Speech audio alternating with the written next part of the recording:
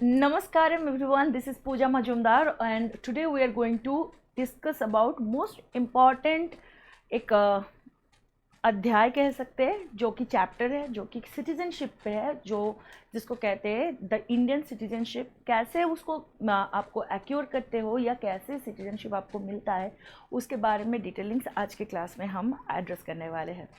तो basically there are 5 most important criteria और 5 process जिसके थ्रू आपको सिटीजनशिप हासिल होता है, ठीक है। जिसको आप अगर हम देखें तो उसको 5 डिवीजन में डिवाइड करने से पहले मैं आपको बताना चाहती हूँ कि व्हाट इज सिटीजनशिप। देखो, सिटीजनशिप मतलब कोई देश में कोई भी जो लोग रहते हैं उसको सिटीजनशिप कहा जाता है। और ये citizenship is divided in A 2 segment, ठीक है। एक होता है क्या, इंडियन, मतलब जो हमारे सिटीजनशिप है, which is called the citizen of India, and another one is called citizen of India and another is called the alien citizenship. Alien मतलब क्या, one who are not residing in India, इसको कहते हैं aliens. अब alien citizenship can be divided in 2 different segment. एक क्या होता है, जो हमारे दोस्त है, ठीक है, एक इसको कहते हैं फ्रेंड, फ्रेंडली, ठीक है, और एक होता है एनिमी। अब देखो, इंडिया के एस्पेक्ट में if you see who are the enemies of us, to some extent we will talk about Pakistan, China, मतलब जिनके साथ इंडिया के जिस मोमेंट पे they are on a war, मतलब कोई ना कोई उनके साथ युद्ध चल रहा है और कोई इश्यूज चल रहा है, तो we will talk about them as an enemy. But as per such constitutional valuation, there is no such enemy of India. India is a very good country and as you know, अतिथि देवो भव, इस पे हमारे India के सारे कुछ चलते हैं। यहाँ पे हमें एक चीज़ क्लियर करनी है कि हमें बात करनी है ये एलियन सिटीजन पे एंड सिटीजनशिप ऑफ इंडिया पे। अब एलियन में कौन कौन सा डिफरेंशिएशन आता है वो आगे थोड़ा सा बढ़ेंगे और उसके हिसाब से हम जानेंगे। तो बेसिकली सबसे पहले the one who is the very first thing, वो होता है बाय बर्थ। क्या होता है? By birth. This citizenship is by birth. So by birth मतलब क्या, कोई भी जन्म ले ले इंडिया में, तो इस सभी को क्या हम बताएंगे they are Indian citizen? No, as such ऐसा कुछ नहीं है। There is a time period. 26th of January 1950, the day we decided that we are going to abide by and adapting our Indian Constitution, उसके बाद के हिसाब से, ठीक है। तो 26 जनवरी 1950 से लेकर 1 जुलाई 1987, 1 जुलाई 1987, this is the time frame जहाँ पे कोई भी इंडिया में पैदा हुआ है, one who has born in India, despite, मतलब ताकि जो भी हो, उनकी पापा मम्मी, उनकी पेरेंट्स जहाँ से भी बिलोंग करता है, that is not a big issue. But if the person has born in India in this time frame, जैसे कि मैं बता सकती हूँ अपने खुद के बारे में, और if any other friend is watching this video, उनके लिए जिनकी टाइम फ्रेम ये 26 जनवरी 1950 से लेकर 1 जुलाई 1987 तक की है, इनको हम without any other format we will acknowledge them as a Indian. लेकिन यहाँ पे एक छोटा सा टेप है, क्या कि one who are the children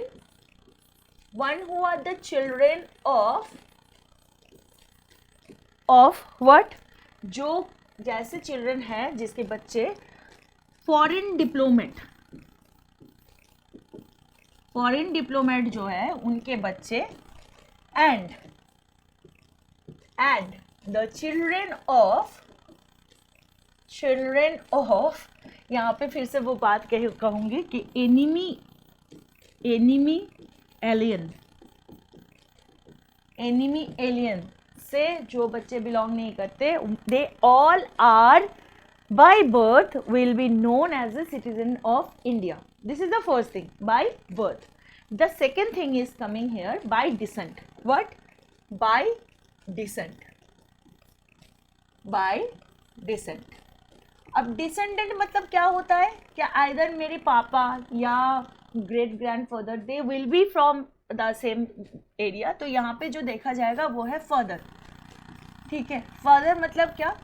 अब मानो कि आउटसाइड ऑफ इंडिया किसी की जन्म होती है, outside of India born, India जहाँ पे ही और शी बॉर्न, जहाँ पे ये इंडिया के बाहर पैदा हुए हैं और दे have been born.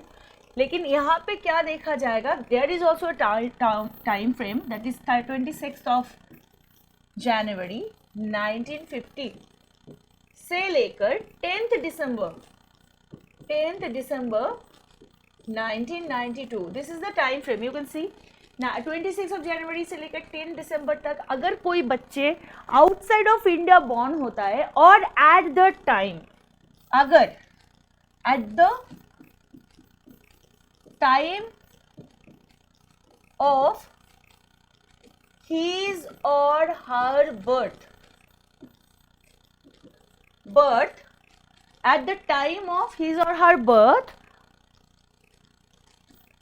his or her father, यहाँ पे फादर की इंपॉर्टेंस आती है।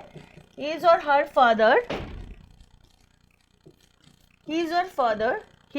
father is Indian. In that case, that person who is taking birth will be by descent an Indian citizen. ठीक है? Now we will go. This is the number 2. There I told you कि there are 5 process. Number 3 पे आएंगे and number 3 is by descent के साथ. Now we will talk about by registration. By registration. अब देखो, by registration is there are too many way to get registration. बहुत सारे way है रजिस्ट्रेशन मिलने की। तो the first thing is that a person जो कि इंडिया के ओरिजिन से है, जो 7 साल तक बिफोर द रजिस्ट्रेशन एप्लीकेशन 7 साल तक इंडिया में रह गए हैं, तो ऐसे इंसान जो इंडियन ओरिजिन की है और इंडिया में 7 साल तक रह रहे हैं, so one who are Indian origin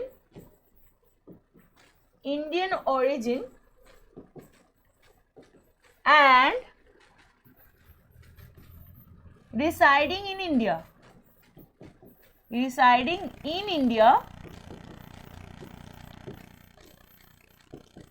for 7 years of period, ठीक है। 7 years of period के लिए जो बाय रजिस्ट्रेशन यहाँ पे इंडिया में रह गए हैं, उनके लिए this is very easy to get what the citizenship of India by registration। तो इनको क्या करना होता है? After that they have to apply for the citizenship. ठीक है, फॉर सिटीजनशिप के लिए they have to apply and this is how everything will be going on. Next जो देखेंगे हम वो है बाय रजिस्ट्रेशन के दूसरे पड़ाव को, कि there is a different way to get the citizenship. वो क्या है? कोई भी इंसान जो इंडिया के ओरिजिन से हो लेकिन इंडिया के बाहर रह रहे हो, और इंडिया की ओरिजिन क्या बता रहे हैं, कहाँ से? Who is resident outside undivided India, India के बाहर, इंडिया के जो अनडिवाइडेड, पहले ये समझ रहे थे क्या what is called undivided India.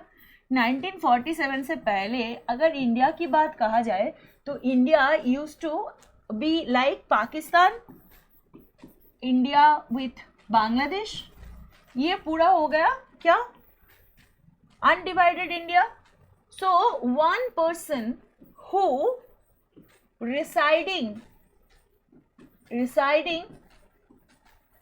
outside anywhere of India,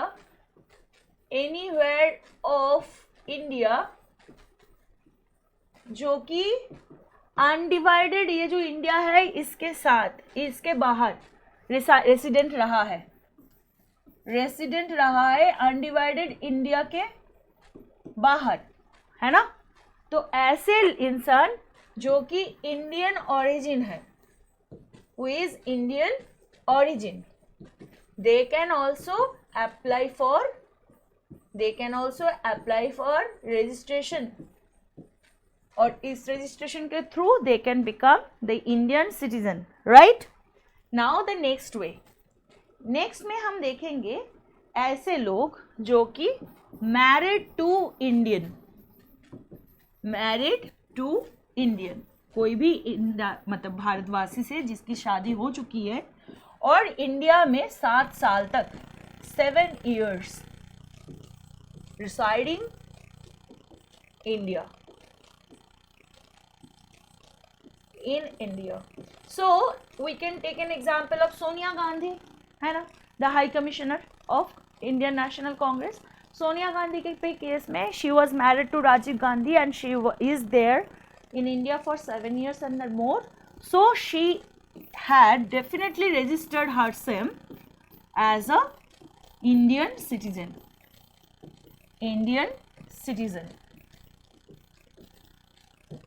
ठीक है. And other way to become the registered Indian, जो माइनर चाइल्ड होते हैं, माइनर मतलब क्या होता है, लेस देन 14 ईयर्स, है ना, less than 14 years, minor children, ठीक है, माइनर चिल्ड्रन, एंड जिनके papa mummy who are Indian, मतलब इनके minor children and their parents क्या है, इंडियन है. तो इन लोगों के लिए, माइनर चिल्ड्रन के लिए क्या किया जाएगा, रजिस्ट्रेशन किया जाएगा to be an Indian citizen, ठीक है. And the last thing in this section registration की, the last position is one who are capable, one who is very much capable, मतलब a person, one who of full age and capable enough, ऐसे इंसान भी register के लिए बता सकते हैं so that they can get the Indian citizenship. लेकिन यहाँ पे एक ही टेक है, कैपेबल जब कोई हो रहा है तो अकॉर्डिंग टू दैट उनकी पापा they should be registered as उनकी पेरेंट्स. रजिस्टर्ड तभी होंगे when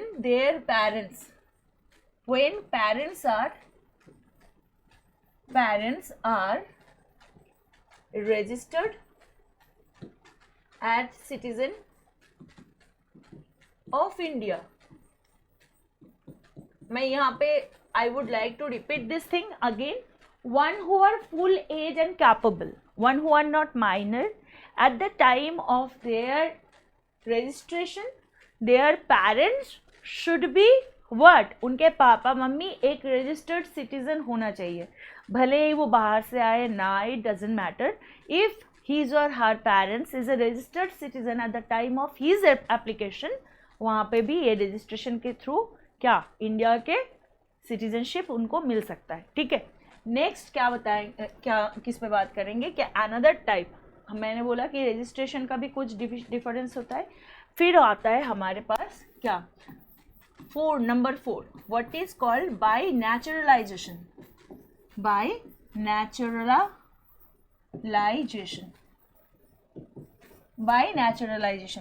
what is this, naturally किसी को सिटीजनशिप मिल जाना. How this can happen, by naturalization कैसे, वन हु आर नॉट, देखो यहाँ पे we will focus not, one who are not illegal immigrant मतलब क्या, जो कोई एजेंट, कोई दल्ले ऐसे पैसा देकर जो इंडिया में नहीं आए हैं, वो सारे लोग वीज़ा पासपोर्ट के थ्रू प्रॉपर ऑफिशियल वे में इंडिया में आए हैं, एंड कोई काम के बावजूद they have been settle down here for longer 12 years.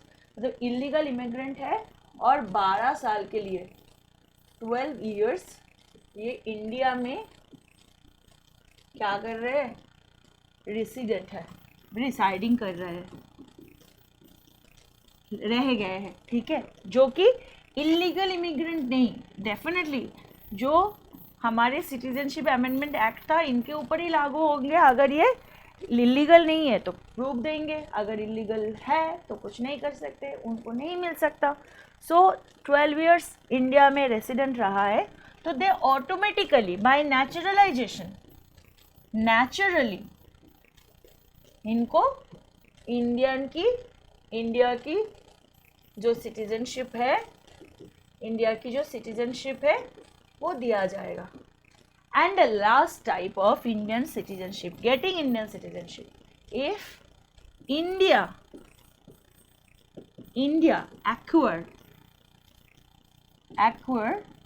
any territory,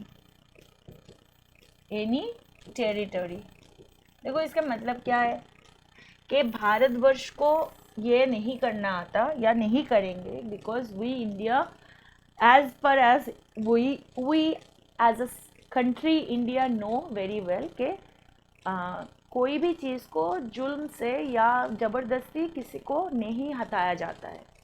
लेकिन if we talk about other day then definitely अगर if there is any other provision for India to take और to acquire any other country, मानो कल सुबह हुआ और India को यहाँ लगा कि चलो सब जो आसपास के अफगानिस्तान, पाकिस्तान, श्रीलंका, बांग्लादेश, नेपाल, सबको, भूटान, सबको अपने अखंड भारत में मतलब जुड़ने के लिए सोच रहे। तो in that case if that happens और इंडिया को याद हुआ कि चलो हम अमेरिका चले जाते हैं, वहाँ के कुछ कॉलोनाइजेशन कर लेते हैं, जो कि कभी कतई इम्पॉसिबल थिंग, राइट। लेकिन अगर ऐसे कुछ होता है तो इन दैट केस इंडिया जो जगह को, जो टेरिटरी को अपने अंदर ले लेगा, दोज सिटीजन वहाँ के जो लोग होंगे उनको अलग से कुछ नहीं करना पड़ेगा। तो in that case a Chinese can be an Indian, a Pakistani can be an Indian if we are having an acquisition of territory of दो स्टेट। तो ये था हमारी छोटा सा एक क्लास जिसमें हम बात करें इंडिया के सिटीजनशिप एक्विजिशन की या सिटीजनशिप मिलने की जो 5 तरीके हैं उसके बारे में।